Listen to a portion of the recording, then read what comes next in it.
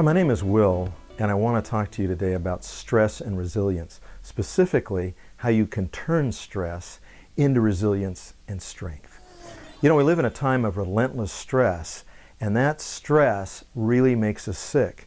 One of the things that stress causes is high blood pressure. Now, a lot of people don't really know what that means, but it actually means that the blood that flows through our arteries goes faster and harder than normal. And what that does is it tears the walls of our arteries so that those little snags can grab plaque and fat and so forth and actually lead to stroke and heart attack. So it's a very serious thing. The second thing that stress does that makes us sick is lowers our immune system. That means that we just can't fight off colds and flus like we can when we're really healthy and strong. Now, of course, we all know that stress also causes us to be irritable and just sort of psychologically touchy. The last thing that stress often does is it just saps our joy. So when we're under a lot of stress, there's a tendency to be at our worst instead of at our best. So I want to give you three big ideas, three big things to do that can help turn stress into joy. So let me start with the first thing you can do, which starts with a P. It's physical. Let's start with eating. We know that the biggest source of energy is the food we eat. Now, the secret is to never be really full or really hungry. That means that we need to eat about 6 times a day. We can still have 3 meals, but they should be smaller meals, and plenty of healthy snacks during the day to keep our blood sugar at a constant level. When that happens, it means that our energy burns at a constant level, so we never really feel tired or never feel completely irritable because we're so hungry, and that's what we want.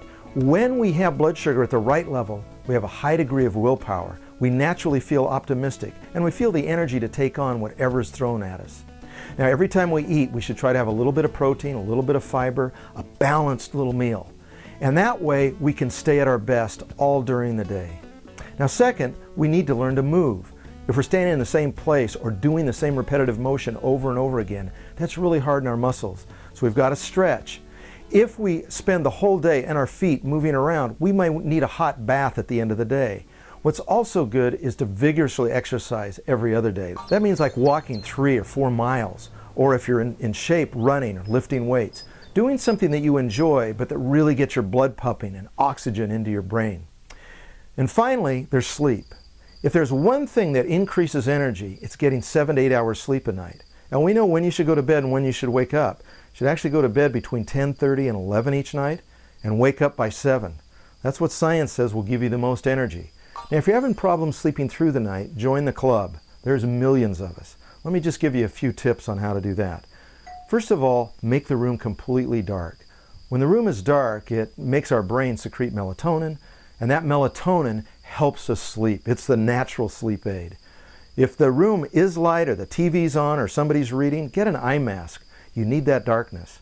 Also, try to keep your room about 68 degrees. We sleep a lot better when we're a little cooler.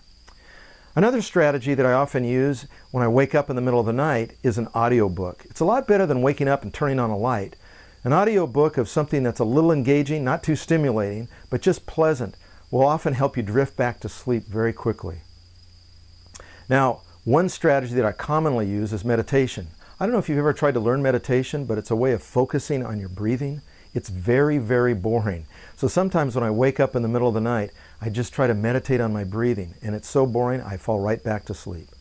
Now, one unusual tip I want to tell you about is a worry list. Lots of us are waking in the middle of the night because our short-term memory wants to remind us what we need to be worried about.